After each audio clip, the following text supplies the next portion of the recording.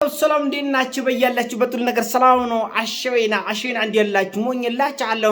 ቤተሰቦች ስትገቡ እንደ ልማዳችን ላይክ እና ሼር እያደረጋችሁ ሐሳቦቻችን ለብዙዎች አካፍሉ። ለዚህም ከልብ አመሰግናችኋለሁ። ዛሬ ወደ ሚዛናችን ይዘንላችሁ የመጣ ነው እንግዲህ ሰሞኑን በተለያየ ማህበራዊ ሚዲያዎች እንግዲህ መከላከያ ሰራዊት ፌደራል ፖሊስ ወደ ትግራይ እየገባ ነው የሚሉ መረጃዎች እየተሰራጩ ነበር። በእርግጥ መከላከያ ሰራዊትም ሆነ ፌደራል ፖሊሱ ወደ ትግራይ ገብቷል። ዛሬ አይደለም የገባው ከ2 ዓመት ከ3 ዓመት በፊት በነበረው እጅግ ደም አፋሳሽ በሆነ ጦርነት በፕሪቶሪያ ስምምነት ጦርነቱ ከመቆሙ በፊት ወደ ትግራይ የገባው ሰራዊት ወደ መቀሌ ብቻም ሳይሆን በአጠቃላይ በተለያየ የትግራይ አካባቢዎች ላይ የገባው መከላከያ ሰራዊት እዛው እንዳለ ነው።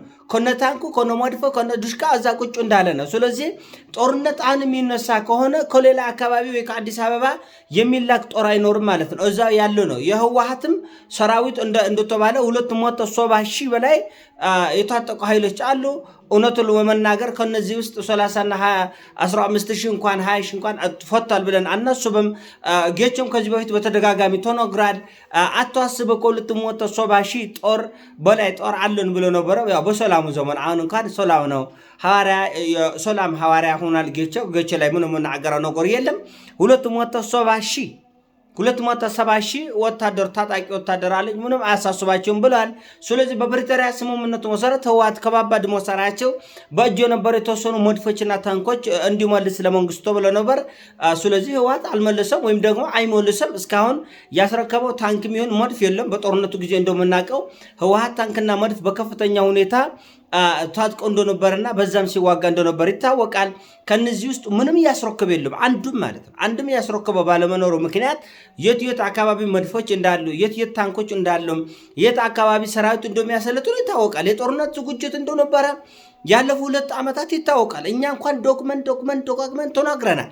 ገና ህዳር ጽዮን ለህዳር ራስ አክሱም ብዙ ምዕመናን ሲሄዱ ግድ የላችም አትሄዱም አደገኛ ድባብ ነው ያለው ብለን ገና ከመስከረም ከጥቅምት ከህዳር ጀምሮ እየተናገርን ነው። ለጦርነቱ ነው ዝግጅቱ።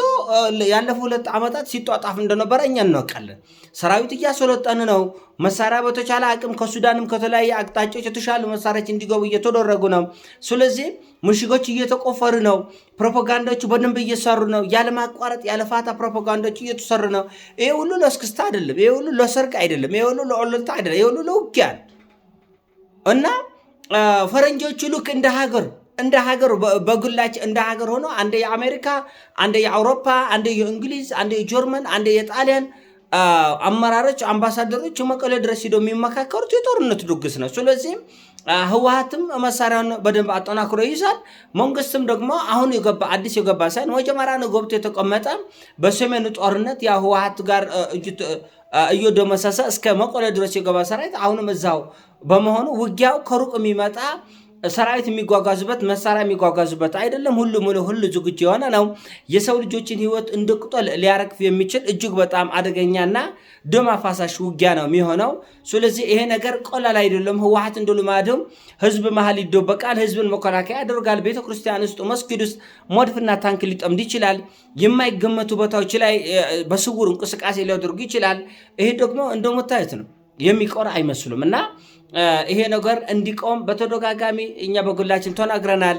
የትግራይ እናቶች ልጆቻቸውን አተው ለራሳቸው ጠውልገው ጠቁረው ኮስተው ከሰውነት ተራውተው ስንቱ ትግራይ እናት ከራሷን አጥፍታለች እኮ ገመድ ላይ የተንጣለ በቃ ልጅ መዳ ቆርጦ እኔ ከዚህ በኋላ አልኖርም ያሉ ከሰው ከእግዚአብሔር ጋር የተጣሉ በተስፋ መቁረጥ ራሳቸውን ህይወት እስከ መንጠቅ የደረሰው በብስጭት ራስን ማጥፋት እኮ በእግዚአብሔር እኮ ያስቆጣል። በሰውም ያሳዝናል፣ በእግዚአብሔርም ያስቆጣል። ነገር ግን ሀዘንን መቋቋም ያልቻሉ የትግራይ እናቶች አበቦቻቸው፣ ልጆቻቸው፣ እሾታቸው፣ ፍሬያቸው ውጭ ወጥተው ሲረግፍ ይህን ሁሉ ያደረገ ህወሓት ነው።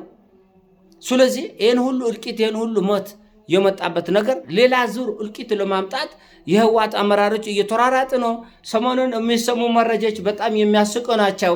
ከ4 ዓመት ከ5 ዓመት በፊት እንደነበረው እነ ደብረጽዮን ቤት እያደረ አይደለም፣ አቅጣጫ እየቀያየሩ ነው። የጦር አመራሮችም አቅጣጫ እየቀያየሩ እንዳለ ነው መረጃዎች የሚያሳዩት።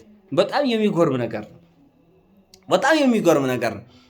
ውሃ ቢወቅጡት እንቦጫ እዛው ችግሮቻችን፣ መከራዎቻችን፣ ጦርነት አንድ አይነት በቃ እዛው ይጎርማቻል እና ለነ ደብረጽዮንም ሆነ እነ ታደሰ ወረዳም ሆነ አቶ ምግበይ እነሱ ሁሉ እነዚህ ባህላዊ ጄኔራሎች ቤት እያደሩ አይደሉም። በየጫካው በየምሽጉ በየተራራው አቅጣጫ እየቀያየሩ ነው። ምክንያቱም ምናልባት ድንገት ጦርነቱ ከፈነዳ ሎኬሽናችን ስለሚታወቅ ድንገተኛ ጥቃት ይደረግብንና እንጦፋለን በሚል ስጋት በጣም በተቦታተነና ለጥቃት በማይመች መልኩ ነው እንቅስቃሴያቸው እየተደረገ ነው። ሰሞኑን በዚህ ሳምንት በዚህ 15 ቀን ውስጥ ከፍተኛ የህወሓት አመራሮች ጌቸው አዲስ አበባ ከመጣ ጊዜ ጀምሮ በቤታቸው እያደሩ አይደለም፣ በየምሽጉ እየተራራጥ ነው ተብሏል። እና እውነቱ ለመነጋገር ይሄ በጣም አስቂኝ ነው።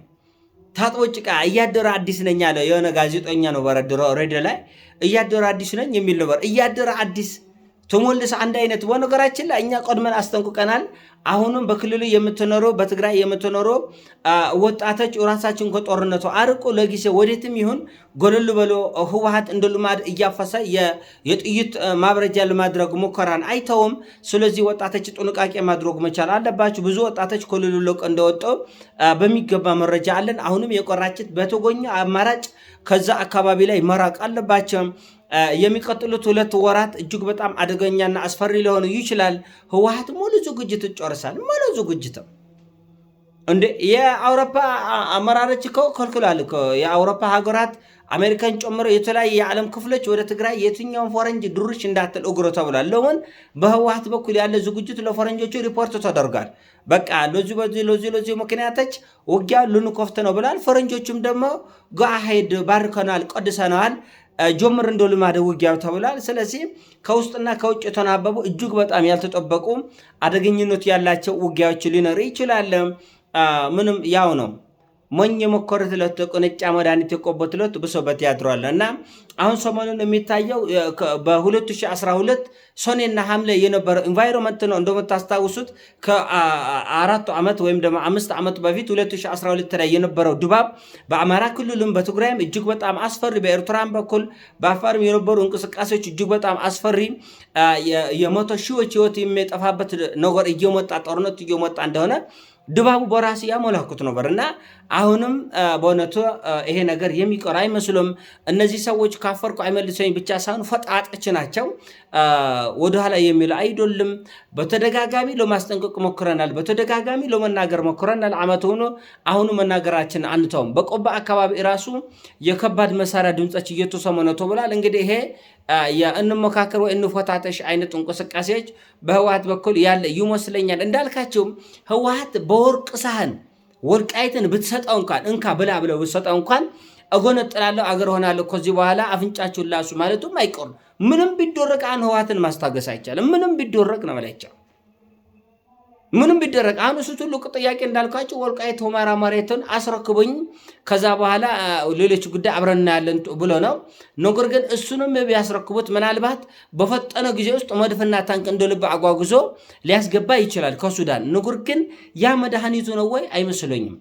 በዛ ይቆማል ወይ? አይመስለኝም። ትግራይን መገንጠል ቀላል ጉዳይ አይደለም። ቢሆንማ ጥሩ ነው እኮ ቢሆንማ ጥሩ ነበር። ነገር ግን ዙሪያን በእሳት ካጠረና ቀጠና በሙሉ ትርምስምስ ከወጣ በኋላ አይደለም። ይሄ በጣም ከባድ ነው። ቤት እንኳን መሸጥ ከባድ ነው። ተቆላጭ አይደለም። የግል ቤት የቤት ለኔ ልሽጣው ብል ከባድ ነው። በትዳር ሰላም የሌለው ሰው ከጎረቤቶች ጋር የድንበር ችግር ያለበት ሰው የግል ንብረት ለመሸጥ አይችልም እኮ ነው ማለት። በዚህ በኩል ካለ ጎረቤቴ ጋር የፍርድ ቤት ኬዝ ካለኝ፣ በዚህ በኩል ካለኝ የፍርድ ቤት ኬዝ ካለኝ መሬትን ለመሸጥ ህጋዊ ፍቃድ ራሱ አታገኝም እኮ። የሚገዛ ሰውስ እንዴት ብሎ ይገዛሃል? አይገዛህም። ስለዚህ ህወሓት በአውር በድንብስ የሚያደርገው ጉዞ የትም እንደማያደርሰው በእርግጠኝነት አውቃለሁ። ነገር ግን የፈረደባቸው የትግራይ እናቶች ልጆቻቸው ሊነጠቁ፣ የትግራይ ወጣቶች ህልማቸው ራዕያቸውና ፍላጎታቸው ከመንገድ እንዲቀጭ ለማድረግ ነው። ይሄንን የተማረ የትግራይ ምሁራኖች ይሄን ማስቆም አይችልም። ሆደ አደረች ናቸው። ህወሓት እስከ ዘላለም ድረስ እንዲኖር የትግራይ ልጆች 3 ዙር 4 ዙርም 5 ዙርም በጦርነት እንዲጨፈጨፉ እንጂ ጉዳዩ በንግግርና በውይይት እንዲፈታ ቀጠናው ጋር ዙሪያው ካለ ህዝብ ጋር ሰላምና መረጋጋት እንዲወርድ አይሞክሩም። የትግራይ ዲያስፖራ እንደምታውቀው በየአውሮፓና በየአሜሪካ ያለው አብዛኛው ቁልብተኛ ነው። ገና ከዚህ ነው የሚላክላቸው። የሚጎርማቸው ገና ከነ ደብረጽዮን የደሞዝ ፌዴራሊስት ተቋተ ነው የሚከፈላቸው እንጂ ሰርቶ አይበለው። አሜሪካ የሚቆመጥ አውሮፓ የሚቆመጥ የህወሓት ቁልብተኞች ህወሓትን ከድርጊቱ ለማስቀም የተሞከረ ሙከራ አንድም እንደሌለ እናውቃለን። አሁንም አይሞክሩም እርግጠኝነት። ስለዚህ ይሄ እጅግ በጣም የተፈራ ደም አፋሳሽ ጦርነት አሁንም መቆስቆሱ የሚቆር አይመስለኝም። እንግዲህ ሚዲያ ያላቸው በየሚዲያ ይሄ ነገር እንዲቆም ብታደርጉ ጥሩ ነው።